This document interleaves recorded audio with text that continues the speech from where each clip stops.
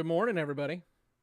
Welcome to Grey 17, a Babylon 5 podcast, where we're not going to talk about Babylon 5 today. We are here to talk about Star Trek Picard, Season 3, Episode 9, Vox. I'm Scott, and with me is...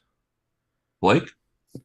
And I'm going to start out with a big old warning here. If you have been on social media in the past few hours, you know it's blowing up with spoilers galore, but if you have not done that and you have not watched this episode yet, you should click that pause button and walk away, watch the episode, and then come back, because you owe it to yourself to watch this thing and experience this thing the way it was supposed to be. I see a lot of folks already throwing stuff out there that they really shouldn't be throwing out there, because I know our UK friends don't get this until tomorrow and so forth and so on, but we really do not want to spoil anybody who hasn't seen it yet. So you have a few seconds here to click that pause button and go away. I'm going to give you to the count of 3. 3, a 2, a 1. The fat one's back. Blake. Yeah, she is. What's your first impressions on Vox? Spoiler first impressions. So you want to talk about an emotional roller coaster of an episode. I think that's the best way to sum this one up, especially, we had our predictions for what was going to happen with Jack, right? You had you were right, by the way.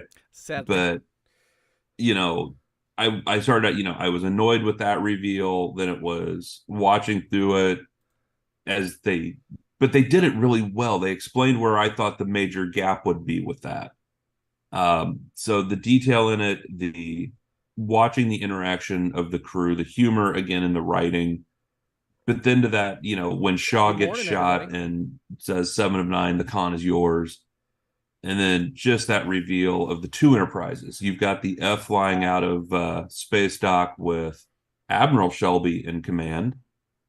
And then you've got the TNG crew going back to the D, which Geordi has tucked away at his little fleet museum. The other thing I want to know is, what did Worf do to the E? You know what? We just don't want to let Deanna or Worf drive the damn things. That's what it comes down to. I mean, in extended media, Worf was the captain of the Enterprise E. I still, as a Deep Space Nine fan, I have issues with that. But he did something to it, bastard. It's my favorite ship. He killed it. He broke your little ship. I know, he broke my little ship. So, yeah, I'm, as we discussed last week with our predictions, I was fairly sure it was going to be the Borg, and I wasn't overly happy about that. I was telling you that I hope you were right, or I hope anyone else was right, because the Borg have been played out. But you know what? I really need to start trusting in Terry Matalas, because, yes, it's an old, tried and true villain that really probably has been overdone, especially after Voyager really overdid them. But he found something. And I think that's one of the things I liked, because I think my fear of the Borg was, and as I told you in a side chat, Voyager neutered the Borg for me. They took them from being that terrifying villain to just being monster of the week type thing for Star Trek. And this takes the Borg back to being that just downright creepy, evil thing that they were from the start. So I appreciate that. This is the original Borg back. Well, yeah, and I will say though that I'm not a Voyager fan. I've made that very clear, and I agree with you completely that Voyager really ruined the Borg for me. But let's be honest, the Borg have been on a downward spiral since First Contact with the Queen. The Queen was, First Contact is a fun movie. I love it. It's one of my probably top 5, top 6 Star Trek films. But really, once you introduce the Queen, it kind of closed off a lot of paths for you. But what I was upset for the first few minutes, because I didn't want it to be Locutus, but then I started thinking to myself again, Terry is smart about this. He knows what he's doing. Oh, by the way, Spade is in the chat, and Spade says, Worf ain't done nothing. He ain't done nothing. I don't know about that, Spade. I'm not sure. That was not his fault. And then also Spade does say that Voyager made the Borg a pet more than anything else. You know what? Hold on. We got something going on here because a certain somebody told me that she would not be available until about 8:30, but here it is 8:05 and she's here. So give me 1 second.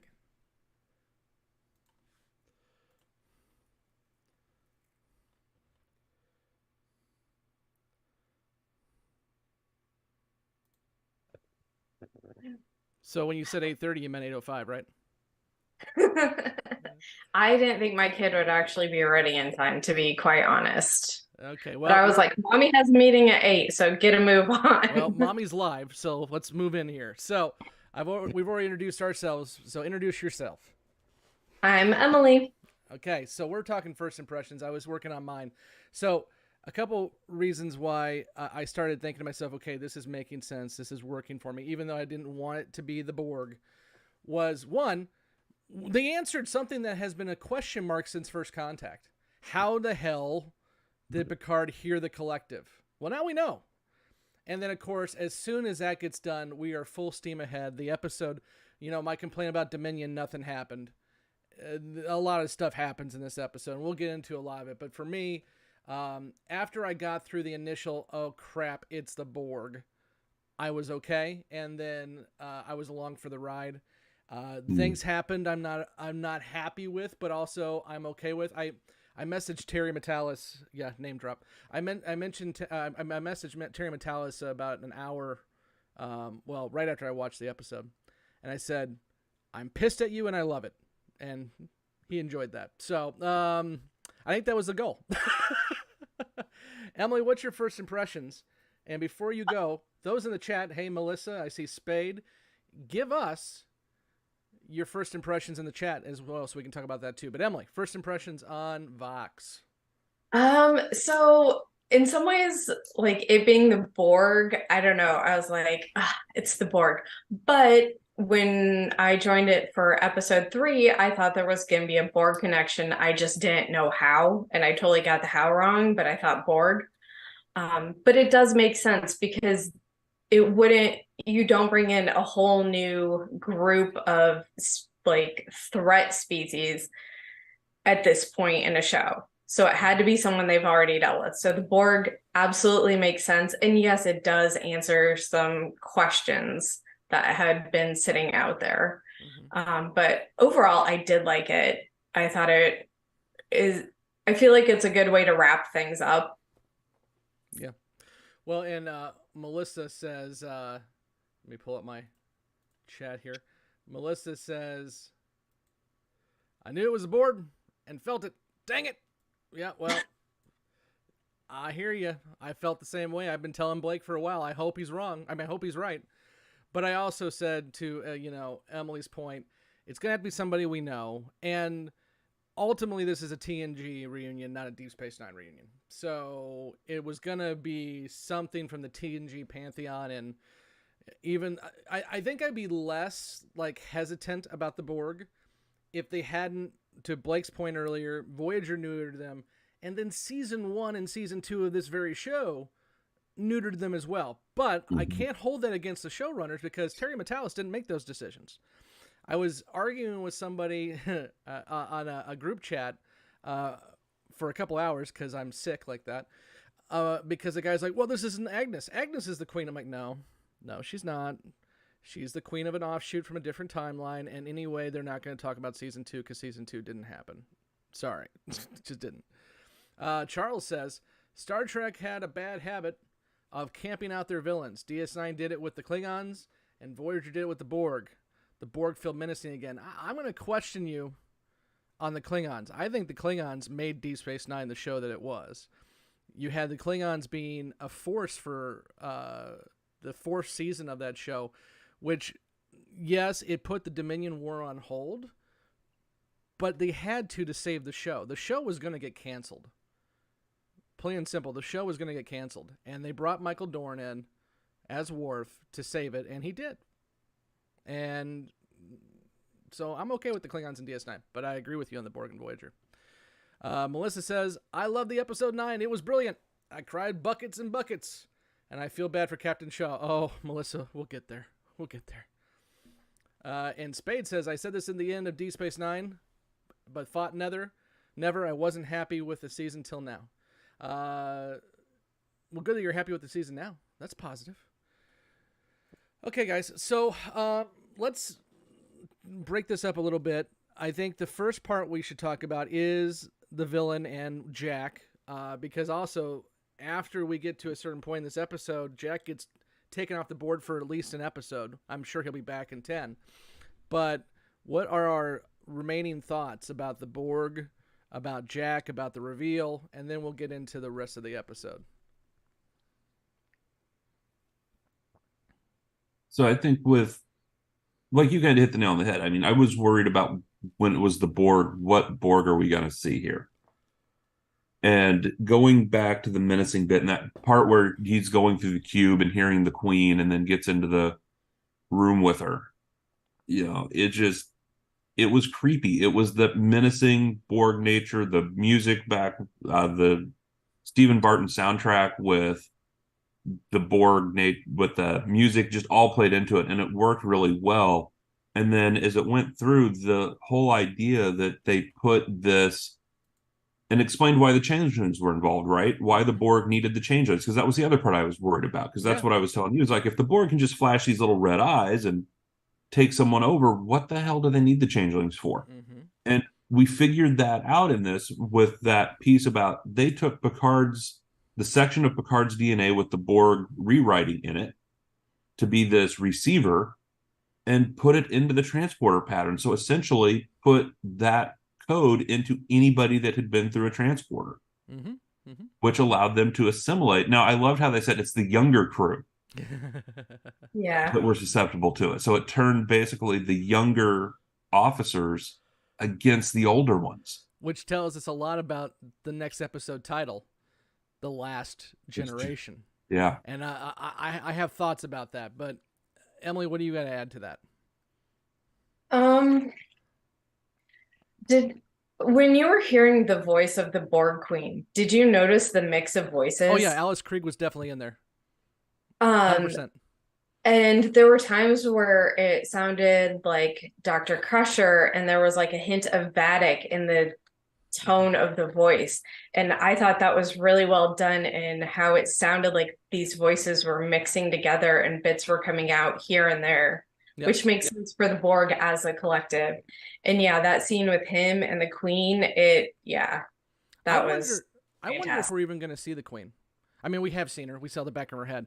But I wonder if we're even going to see her, because obviously the woman who played the Queen for season 2 passed away.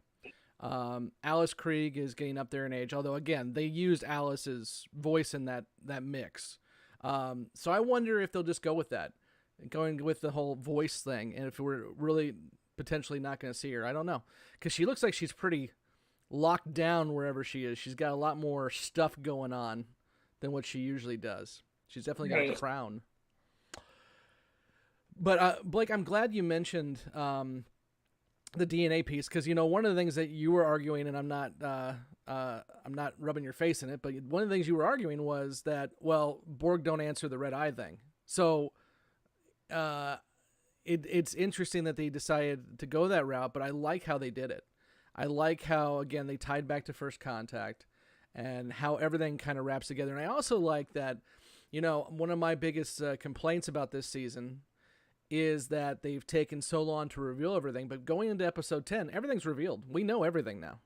It's just a matter of how we're going to, make sure no one, not the entire Starfleet dies. So I'm glad we got everything on the board, ready to go in episode 9. So episode 10 can just be a fun, solve the problem. But thematically, we've been saying since episode 1 that really the theme of this is family and legacy. But now I'm starting to think, going back and watching this thing, I think Terry and the writing staff are trying to say something about generations. And I don't mean that like the next generation. I just mean generations in general. You've had a lot of conversations about age and youth And the fact that basically the Gen Zers are going to be the ones who get taken over because they're too networked and they're too young. And the boomers and the millennials have to come and save the day. I find that kind of funny. And it's an interesting take. I wonder if they're going to play more with that here in episode 10, but yeah, it's there was some folks I saw online who were not overly happy about that, but I think it makes sense. I think it's fun, and it's an interesting dynamic, because that also means that there are other people in the fleet who are not assimilated. We saw the Excelsior get taken out because they retook the ship. So that means that other folks are going to be around too. Maybe a Miles O'Brien or what have you. He still is the most important person in Starfleet history. Yes, we have to find out why. Let's see what the chat has to say real quick. So let's go here to... it's blowing up now. Charles says, what I'm enjoying about this season is that Picard is finally telling their season-long story like a novel. Sounds like another show we watch. The past 2 seasons would establish plot points early in this season and not go anywhere. Yeah, this has been, I think, all of our... Well, I don't want to speak for the other guys, but my complaint has been that season 1 and season 2 have meandered, and they really haven't told a coherent story. I mean, I liked bits and pieces from each season. I think the Data stuff in season 1 was really powerful and really good. And I think the Q stuff in season 2 was really good. Everything else was meh. Let's see. Melissa says, must say the new Borg Empire ship is more tenacious looking than a cube. It's got like antennas and stuff. Melissa says again, the Borg Queen is a legit badass. Yeah, kinda. Spade says, Gen X versus Gen X doesn't care.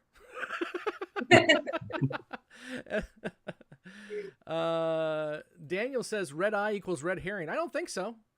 I mean, they answered the question. A lot of people were thinking Paul Raves or something else, but they did answer the question. It's not like they left it dangling. I mean, I just said that they alluded to First Contact. First Contact didn't answer that question for 20 some odd years.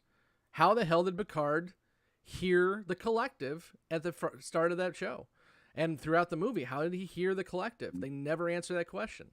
Terry Metalis just answered it for us. Melissa says, thinking Picard hops aboard the Borg ship and deletes the Borg Queen to save the damn Federation. Well, we'll get into predictions in a little bit, Melissa. And Daniel says, old folks for the win. Yes. Wrinkles. That was a good line. Was. And I was actually, that was one theory I had. That I was wrong, but when I was thinking, okay, it's the Borg, and before I watched the episode, I was like, okay, what if they actually bring back a clone of Locutus in some way, using the DNA and everything else? And that scene of Deanna saying, I'm so happy to see Wrinkles, is at first, when they see Picard, they think it could be Locutus or it could be Picard, and it turns out it's the old guy, so it's Picard. But obviously that wasn't the case. But that was what my theory was when we saw that trailer. Anything else for the Borg, the Queen, for Jack? And we'll get into predictions about what we think is going to happen with episode 10 after we're all done with this conversation. Anything else on that, guys? The only part of that one is, and we've talked about this before, obviously, you got me to watch 12 Monkeys. Yes. Which I need to get picked back up. I got really busy and got out of it again. But, you got to love Terry Metalis with some of his themes. You had the Red Forest, and in this, there's the Red Arboretum. Yes. You've got the Red Vine. Man has a thing for red. That was definitely a 12 Monkeys callback, and I'm all for it. So you haven't finished 12 Monkeys yet, have you? That's what you're saying? I have not, because, this real world paying job's a real pain in the ass some days. It's old, isn't it, Blake? It is. Well, when you finish 12 Monkeys, we need to have a conversation about 12 Monkeys, and I'm just going to leave it at that. But if those watching, if you have not watched 12 Monkeys and you're liking what's happening with Picard, go back and watch 12 Monkeys. It's only 4 seasons. You can binge it in a couple weeks. I did, and it's so damn good. So let's. Oh, go ahead. Somebody has something? Okay, I'm just hearing things. The one thing that I have a gripe on the Borg stuff, and actually the Jack stuff, that I just want to throw out there. Once again, and I was just praising Terry Metalis' work, and the writers on this did a great job. But I get so tired of, to move the plot along, our heroes have to be stupid. the whole Deanna's like, oh, we got to put him on lockdown. He's a weapon now. And Picard going in there and like putting him on lockdown. It's like, you guys knew what was going to happen here. You absolutely knew. It's the same thing when you brought Vadic onto the ship in Dominion. You're being stupid. Stop being stupid. But the plot had to move along, and so they had to be stupid. Yeah. So let's get into Frontier Day and the fleet and another return character who then abruptly gets shot in terms of Admiral Shelby. Why do I know her? I'm like, I know this name, but my brain totally blanked. Oh, turn in your nerd card right now. Yep. I know, Okay, my brain. allow me to, quote the great Todd Stashwick. Bad nerd. Bad nerd. Bad nerd. I know. I was like, I know this, and my brain's like, no, you don't. Not Blake, this morning. I got called out for mansplaining last episode, so you explain Shelby to her this time. Best of Both Worlds, Part 1 and 2. She was the commander from Starfleet that was gunning for Riker's job. Who had actually... That's right. Who was Thank actually... you. Because Riker was supposed to take a command, which was the whole thing with that two-parter Yep. was, Riker was leaving at the end of season 3, or at least we were told that. And that was a red herring in order to, oh my God, maybe Picard doesn't come back. Patrick Stewart may not come back because they're saying Riker's going to take a command. So maybe Shelby's going to be the new number 1. So that's her. And they did allude to that too, because another part about Shelby was she was gunning for Riker's command in Best of Both Worlds, but she was a Borg expert. She had been studying them since they had, because, throughout seasons 2 and 3, we had little rumblings about the Borg. They took out this Romulan colony and stuff like that. So she came in as the expert, and they actually kind of called her on that to this episode, because why the hell would Shelby want to network the fleet after being the Borg expert?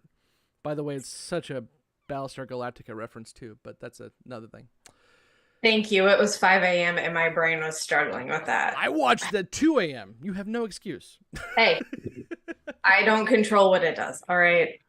It remembers whatever it wants. I don't control this. This is true. No one controls that. So, how'd you guys feel about the return of Shelby and the Enterprise F? I liked it. I mean, I've liked that they have worked in some of these TNG callback characters. You've had Michelle Forbes show up as Ro Laren, and now you've got Shelby. And they always mention, Shelby was ambitious. Shelby was going to go do something. So I thought it really fitting that when they announced the F and did the whole, ready for launch, and it was Admiral Shelby in command, I thought it was just fitting, and it worked. And you and I had talked about this a little bit, was whoever was going to be in command of that ship was going to be someone we knew. I mean, because that was an exchange you and I had early on, Scott. Yeah, and who's going to be in command? Whoever was going to be in that chair was going to be a character we knew, whether it was from DS9, Voyager, or even a TNG callback. It was going to be a character we knew. Now, my prediction was that you'd have Harry Kim behind them still as an ensign. That didn't pan out, but Poor Harry. Oh, that'd be funny. And of course, I'm glad it wasn't. Although Miles a non-com, so he wouldn't ever be a captain anyway. But I'm glad it wasn't Miles in that chair, because whoever was in that chair was going to get taken out. Mm-hmm. And so I'm okay with Shelby going the way of the dodo. But I do appreciate that she was in there. The Enterprise F, say what you will about the Galaxy class being the fat one, but I wasn't actually a big fan of the F. I've seen it on Star Trek Online. So I knew what it looked like, and we've seen it throughout. But that thing is a clunky beast. I'm okay with it being decommissioned at the end of this season, which is what they're planning on doing. I'm not a big fan of the F. It's like a bad science experiment where somebody put together an Intrepid class, a Galaxy class, and a Sovereign class and said, here it is. But it was nice to see the fleet. Yeah. And it wasn't the copy and paste fleet. No, it wasn't. That was the best part too. I mean, when they started doing alignments and you saw it, and there was the guys over at Trek Yards are gonna have fun picking apart that scene. We'll just put it that way, because there's so many things in there. Poor Excelsior. The Excelsior never has a good experience with anything, does it? What else you guys got for that? Because okay, I didn't hate the F. I actually liked it. Okay. Well, it's getting decommissioned, so you can like Yeah. all you want. Yeah, I tend to agree with you on that one, Scott. It was a little clunky. And I wonder too if it was the way they shot it when it first came out, Space Dock, when it was front on. It's kind of like I didn't like the Titan when they were showing in the commercials because we didn't get any beauty shots. I think they got the F's bad side for me when it came out of Space Dock. That being said, I don't like the Galaxy class either. I don't like fat ships, but whatever. So many comments I could make right now, and I just won't. I know. Yeah, we're just gonna let that one fall. I know. Let's see what we got in the chat real quick before we keep going. Charles says, I'd be surprised if we don't see Janeway. She's been name dropped quite a bit. Oh, yeah. I mean, Kate Mulgrew is working for Paramount Plus' Star Trek with Prodigy right now. She's been pushing to do some live action stuff. She's going to show up. I also think Tim Russ is going to show up again because you got to answer the question, is Tuvok still around? And I think Seven's going to make sure that her buddy's okay. Daniel says, Picard is a synth now. Just hook him and Data Lore and 7 Up to a collective and triple team the Queen. It sounds like a wrestling match. Yes. Daniel says, I had assumed Picard still had midichlorians. Oh, God. Let's not get that conversation going. But bioattenuation seemed logical. And then Spade says, the Queen is the future Janeway that stayed behind. Oh, that'd be kind of interesting. I don't like that idea because I don't like Voyager, but sure. Sure. Daniel says, now I got to watch 12 Monkeys. Yes, you do. You absolutely do. And do it soon because it's a good show.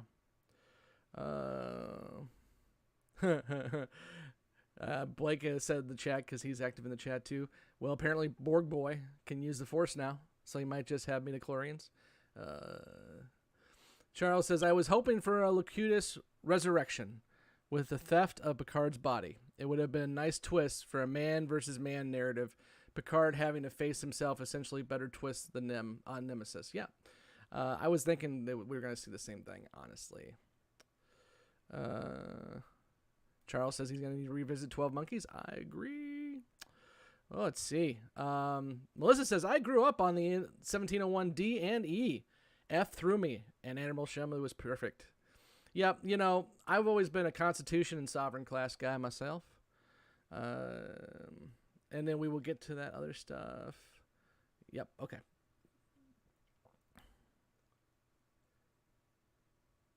Yep. Okay, so I gotta talk now with you guys about the thing that really pissed me off this episode. And I messaged our good buddy Todd Stashwick and said the same thing. I was like, dude, you did an amazing job, but I'm pissed. Because I wanted Captain Shaw to make it out of this thing alive. And that didn't happen.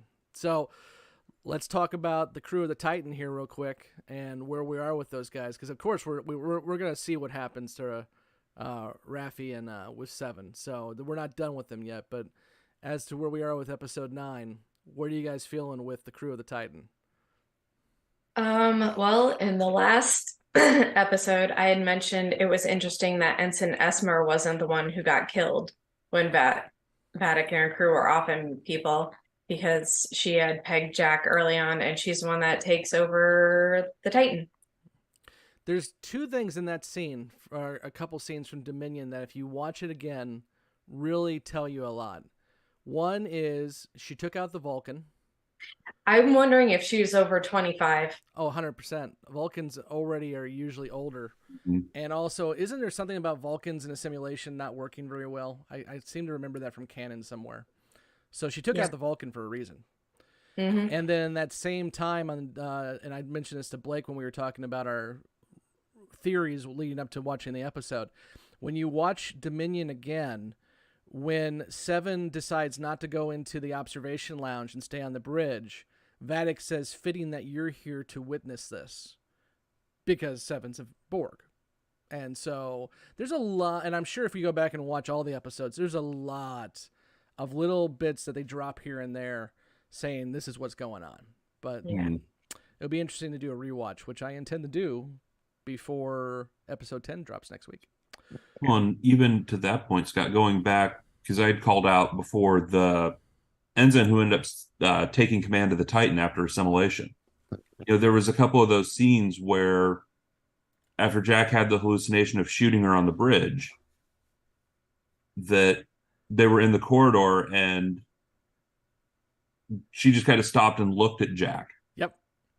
Even some of those just little subtle things that we called out in some of the earlier episodes when we were watching. It's like, Did that mean something? Was that random? Did he hallucinate that? And I think it was that connection piece now. I mean, I think it all fits. Spade says nobody puts Picard and Riker in bunk beds. That's why Shaw died. Yeah. Oh, go ahead, Emily. Go ahead. I'm still trying to avoid that entire scene because I'm gonna be salty about that for a while. Yeah, you're a big Todd Stashwick fan, especially after he called you a bad nerd, aren't you? Yes, I am. Well, we won't go down any farther on that road. We all know. We all understand, Emily. Melissa says, at first glance, I loathed Shaw, the way he treated Jean-Luc, but I understand and grew to like Liam Shaw. See, I'm an asshole. My friends here will tell you I'm an asshole. So as an asshole, Shaw endeared himself to me immediately. I loved Shaw from the very beginning. Yes, he made some bad decisions. I wasn't a fan at all of the dead naming of Seven, of course, but Shaw in general was just a no nonsense. You're trying to steal my ship. I know you're trying to steal my ship. You're not going to steal my ship.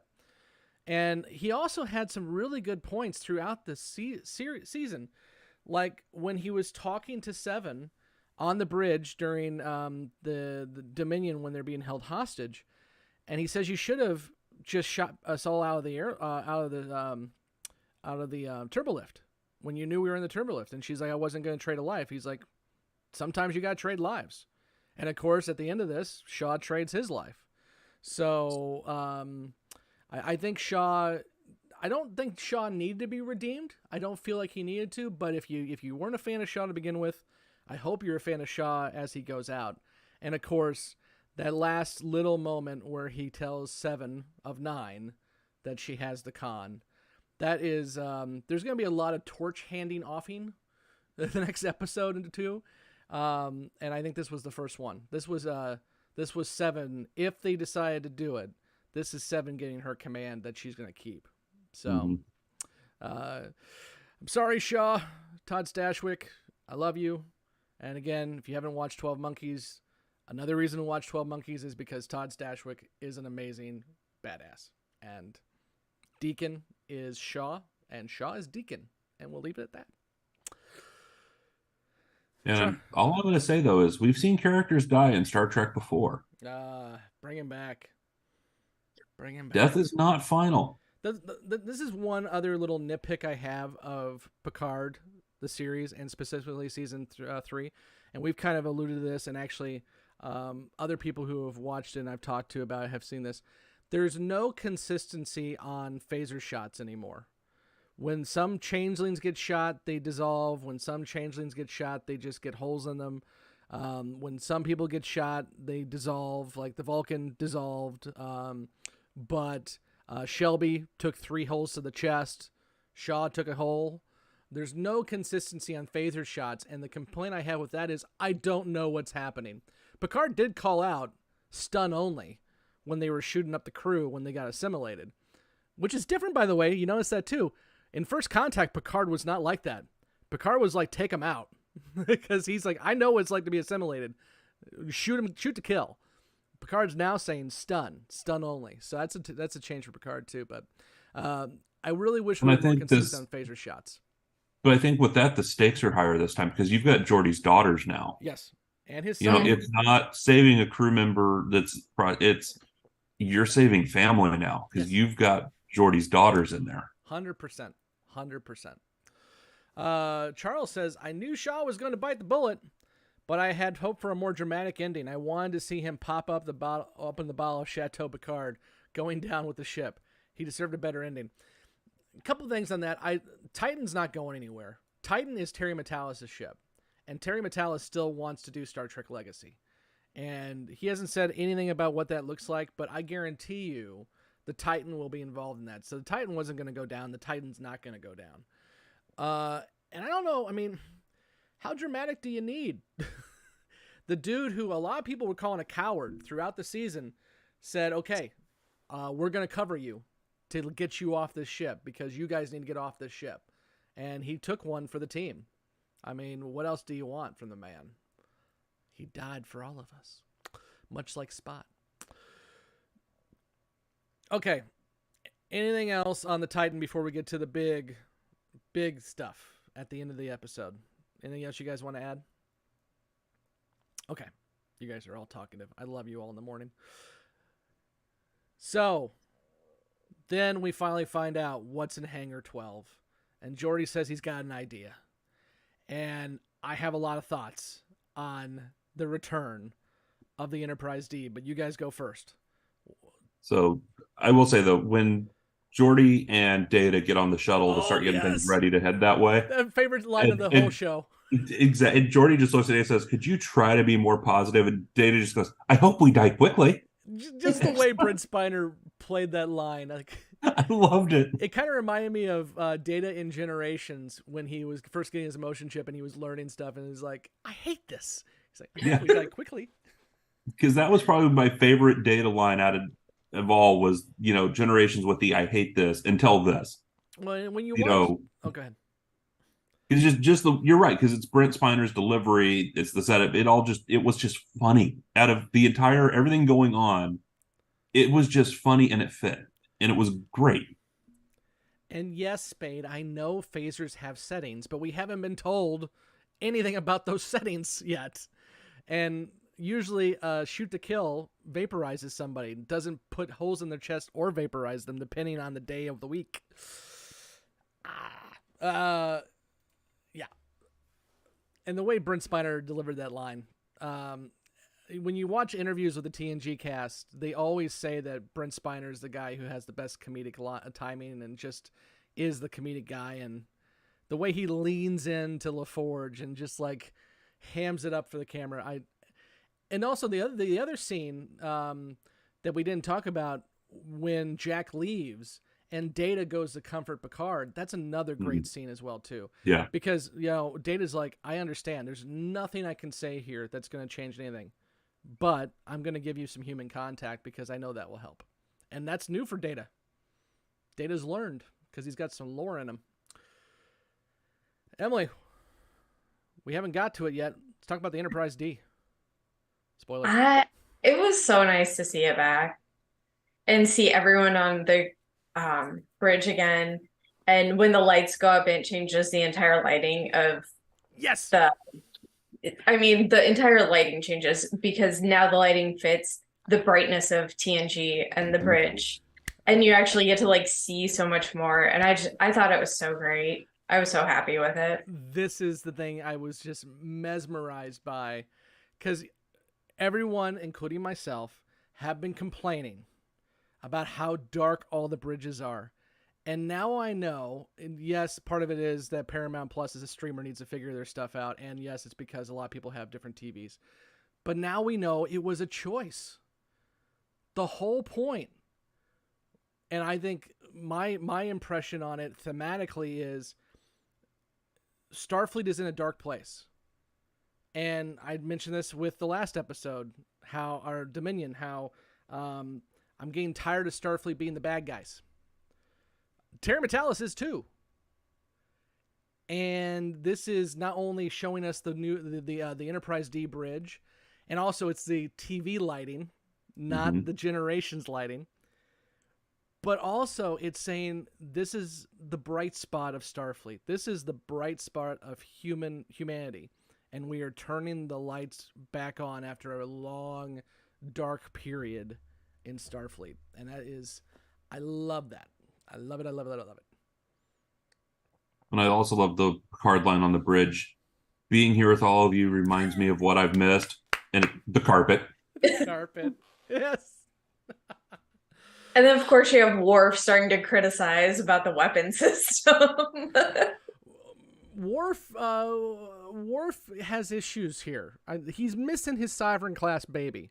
And I don't know why he killed his Sovereign class, but he did. I'm missing the Sovereign class, too. Melissa says, I'm still going to be crying like a baby. And when you saw the Enterprise D plaque on the wall, yeah.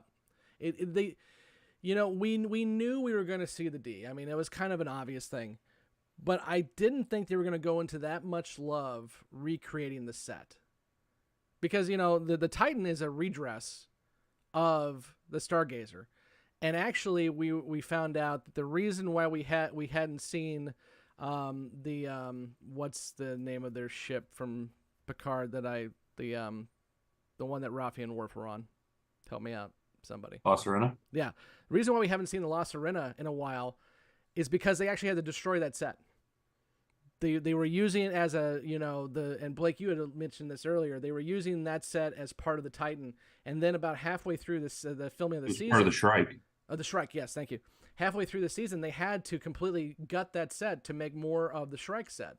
So that's why La Sirena's gone. Is because that set no longer exists. So they were definitely saving money throughout this season. And so I didn't expect them to put that much love and care into that bridge set, and they did. And that's really impressive. Well, I'm going to say, I don't think that's going to be the only Enterprise set we're going to see. Yeah. And I know we'll get to predictions, but I am hoping that they're, 10 forward, guiding at the bar, somehow closing it out. Oh, I think so too. Terry Metalis has said people are going to die, and Shaw is already dead. Shelby is dead. Roe is dead. We're going to have a lot of people in Starfleet dead. But I think this entire crew, and Jonathan Frakes, I think, slipped it when he was having an interview. He said, can you say anything about the final episode? No one dies. And I think he meant it. None of the TNG crew are going anywhere. The last scene of this show is going to be all of them together. 100%. Melissa says, I love me my TNG crew. Spade says, Data's best line, and he thought he reminded him of Garibaldi. I like that. Good crossover. And then Spade says, the dark bridges are like the Borg ships. The D is the light. Spade, Emily is laughing at you right now. I want you to know that. It wasn't me. It was Emily who laughed at you. Yeah, and Charles says, if it wasn't the original D plaque from the original prop, it was damn near perfect. I think they sell those online now. The Fleet Admiral is Gene Roddenberry on that plaque. Oh, Spade's really digging deep here, Emily. The carpet, a solid footing for Starfleet. Spade also says, where's Barclay? He's hanging out with Miles O'Brien somewhere. I mean, everyone's around Earth. I mean, everyone we know, everyone we care about, because the entire fleet is around Earth, which, by the way, is strategically stupid. But the entire fleet is there, and we know because Picard lays in a course at the end of the episode, they're going straight to Sol. So there is no, we're going to go over here first, and we're going to rally the troops. We're not going to pull a Rise of Skywalker and get everyone's attention. No, we're just flying straight to Earth, and we're going to deal with this right now. So everyone we know is there. It's just a matter if we're going to see them or not. Esri Dax is there commanding the whatever ship she commands in the novels. I forgot the name of it. The Ensign or whatever. Eventine. Thank you. So, I mean, everyone's there. And I think we're going to see more people because you've got the bridge crew of the Enterprise D back on the bridge. They're going to need help. They're going to need more people. Yeah. Well, I think that's why we saw the Excelsior get taken out. I think that was giving us that to show us not everyone is assimilated. We already know it's only the kids, the young ones. I can say kid now because I'm nearly 40. But we know that not everyone was taken out, and some of them are going to reclaim their ships. And I think the Excelsior kind of taught them a lesson too. Even if you retake your ship, be quiet. Because if they know that you break formation, they know you've been taken, and they will take you out. So stay in formation, don't say a word, wait for the Enterprise D to come save your asses. And so, yeah, we're going to have a huge fleet battle. Huge. That is my one complaint, Blake, I already told this to you, is we had the scene from Star Trek 3 where Scotty says we can run this ship with only a skeleton crew now because it's all automated. I made it automated. Geordi does the same thing. I got drones loading torpedoes right now. If you have drones loading torpedoes, why not put drones in the Defiant and the Voyager and the Enterprise A for that matter? We don't need the sets for it, but I would have loved to say, okay, we're heading out, and by the way, all these ships are going to drone and follow us. That would have been amazing. You have the NX-01 refit, the Constitution class, and the Galaxy class flying together. I think that was a missed opportunity. That's my one true, like, oh, you should have done that. You should have done it. What else you guys got? I'm just looking forward for the next one. I mean, yes. this set up and then we've talked about it. Stephen Barton told us it's an hour and 20 minutes minimum. Yeah, I'm thinking it's gonna be close to 80 minutes. It's basically gonna be a double episode because if an episode without credits is about 42 minutes, I'm gonna guess it's just a double episode. Yeah, so I'm looking forward to see how this ends. And that makes sense too. I mean, we haven't talked about this, but and if you didn't get your tickets, it's too late now. But are announced that 10 cities around the United States are getting an iMac showing of this Wednesday night, which by the way means all of us folks who don't live next to a big city are going to have to stay off social media on Wednesday night because spoilers are going to be crazy. But they're doing an iMac showing of episodes 9 and 10. So if you figure that episode 10 is about 80 minutes and episode 9 was 40, that's feature length. So that makes perfect sense that they would just make 9 and 10 into a movie. And so we're basically through Act 1 of the TNG movie right now, with Act 2 and 3 being episode 10. So yeah, I think it's absolutely going to be an extended episode. And to your point, what Steven said, I'm going to guess about 80 minutes, which is going to be good. And again, I also really do love the fact that we're not going to wait. We're not going to drag this out anymore. They're not going anywhere else. They are flying right now straight to Earth. So it'll be interesting. Let's go ahead and get into predictions. And those in the chat, throw in your predictions. What's going to happen? Who's going to live? Who's going to die? How is our TNG crew going to save all the young kiddos who are now walking around Borgified? What's going to happen? And then we'll go to our folks as well, too. So, Emily, what are your predictions for episode 10? I mean, I feel like they can't take anyone out of the TNG crew. Like, they're going to be fine. I'm really not sure what's going to happen with Janeway because they keep mentioning her and no one can get to her. So I don't have a prediction so much as I just really want to know what's happening there. Excuse me. Mm-hmm. Like, everyone around her seems to be blocking anyone from getting to her.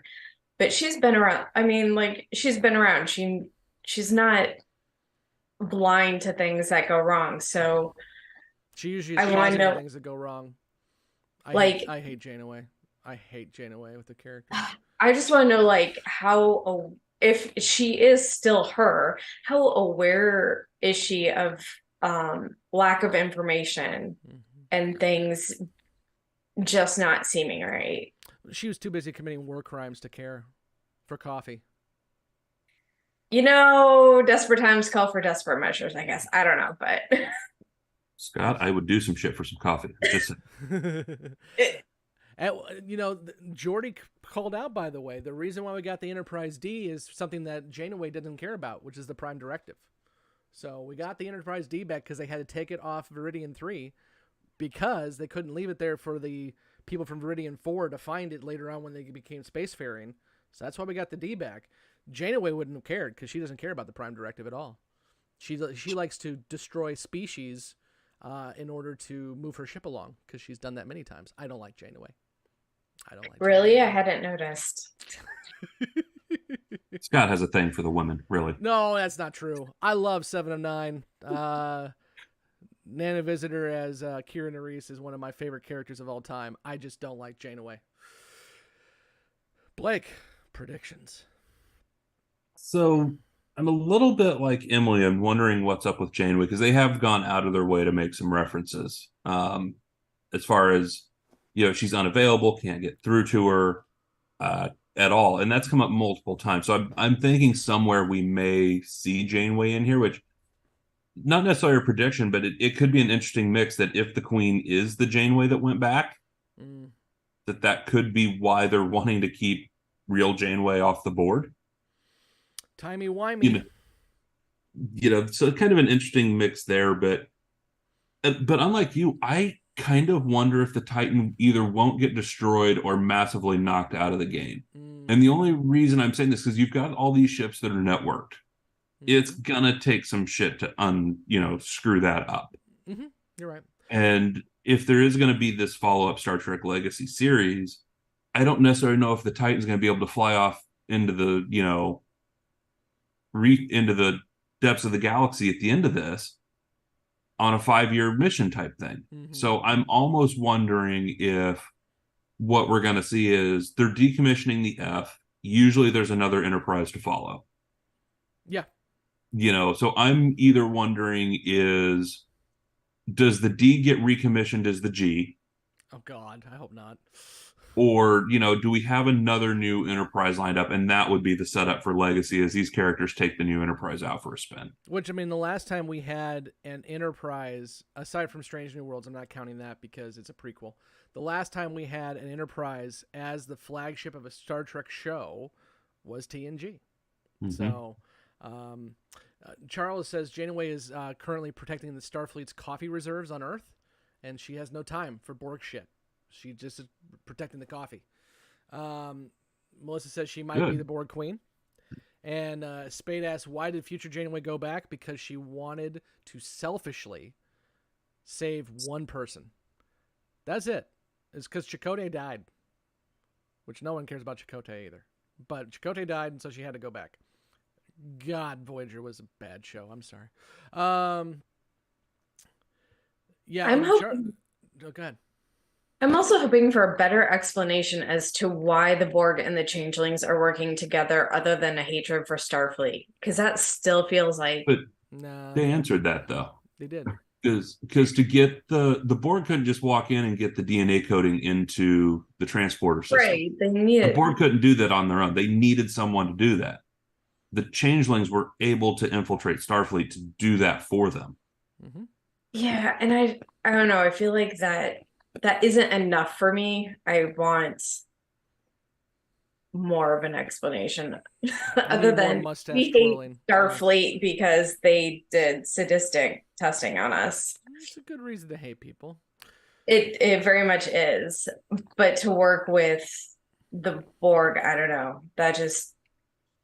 There's still some people that are pretty pissed at the Germans over, atrocities they did to their ancestors too. So it kind of fits if you're doing, genetic testing, illegal medical experiments, torture, and all this other stuff. There might be some pissed off people. Details. I don't doubt that. It's just working with the Borgs, like if there's the assumption that they can't then be assimilated and become part of the collective, or maybe they want to. I don't know. There's a lot of people also saying they do want the Enterprise D to be recommissioned. Charles is saying that. Melissa's saying that. I don't see that happening. The D is a relic now. The D is 40 years old. I don't see that happening. I think the D, if anything is going to go out in a blaze of glory, it would be the D. But I don't think that's going to happen either because, again, as I've already said, I think, I alluded to Marvel's Avengers Endgame, the same ideas. Kevin Feige had on a wall a picture of all the Avengers together and all the Marvel characters together, and he was building towards that. On Terry Metalis' wall is a picture of the entire TNG crew flying off into the sunset, much like the Undiscovered Country, and that's what he's building towards. So I don't think the D is going to go anywhere, but I also don't think the D is going to get recommissioned. So here's my predictions. I don't care about Janeway. Jack is going to be the person who's going to solve this problem. Jack has, we learned in Surrender that sometimes giving up is the only solution. And I think that's what Jack realized when he allowed to be taken over by the Borg. I don't think he was taken over by the Borg. I think he has the ability to bridge that gap, if you will, and be able to be Vox, but also be able to retain his own humanity. And so at the end of the day, I think some way, shape, or form, probably with Picard giving a speech, because that's what Picard does, Jack's going to take over the Borg and end this fight. Charles says kind of the same thing. Charles says they've already established the seeds of how some of this will be resolved. The Hilbert virus is going to happen again. That thing where you get 3, it gets added on. Might be how Jack tries to communicate. So basically the same way that Beverly signaled Picard at the first episode is a potential way for Jack to kind of do that too. Along with that, my predictions are that, as I already kind of mentioned, I think other ships are going to join the good guy fleet. I think that there will absolutely be a big fleet battle. But at the end of the day, I think our main crew survives. I think Rafi survives. I think Seven survives. Because I think they're who would be in this new Star Trek Legacy show if it ever happens. And as I told to Blake yesterday, I still say this is TNG's Undiscovered Country. So this show will end with the Enterprise D, with the crew of the Enterprise D, flying off to the second star on the right, and we will get the signatures of all of the cast on screen as the credits roll. And no, Marvel didn't do it first. Star Trek 6 did it first. And that's how this is going to end. My predictions. How about in the chat? What do you all think? Spade. Resistance is futile, but I'm going to go anyway.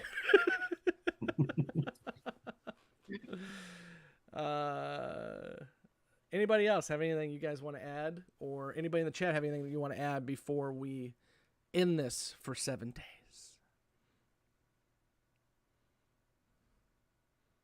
No. I'm still mad about Shaw.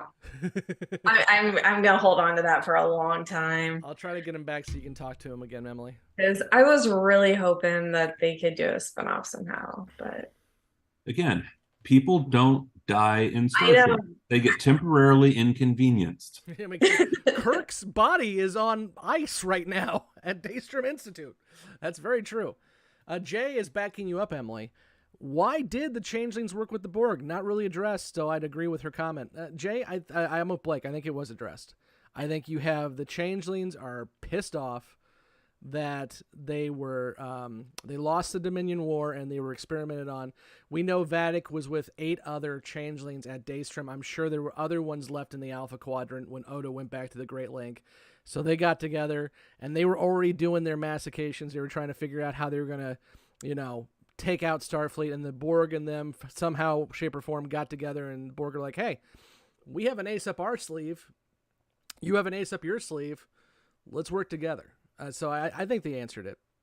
And I honestly, I think the changeling conversation, I mean, we will probably see some, that captain's a changeling on that ship. But I don't think that's going to be a big piece anymore. I think the rug has been pulled out from underneath us in terms of that, because now everyone's a freaking Borg. So what does it matter if they're a changeling or not? Yeah, well, Metalis alert confirmed there's no signatures at the end. Metalis also said there's no Borg in season 3, Charles. So I'm going to assume that Terry's not going to tell us the truth. And Jay says, screw the Enterprise D. Let's recommission the NX-01. Yeah, let's do it. It'll be the size of a shuttle. It'll be great. Oh, Doug Drexler would just, be over the moon if they pulled that one. Yes, he would. Oh, and He's Charles still pissed he never got his refit on screen. But he did. In as an actual series. That's true. It has shown up, but he's still pissed he never got season 5 of Enterprise. I'm pissed we didn't get season 5 of Enterprise. I loved Enterprise. The first season was clunky. The second season was clunky. But 3 and 4 were good seasons. And Enterprise came out when all of us were in college. So it was, it was that first show that we actually were quote unquote adults for. And so it's got a special place in my heart. Once they gave up the temporal Cold War bullshit, it was good. That was another theory I saw bandied around, was the guy behind Red Door was Future Guy. That would have been funny. Charles says, last thought. Glad I found this group on my YouTube newsfeed. I'm a huge B5 fan. So I'll definitely be dropping in again. Charles, we're glad to have you. We are currently almost done with season 2 of Babylon 5. And actually, Emily is one of our newbies. So Emily is watching Babylon 5 for the first time.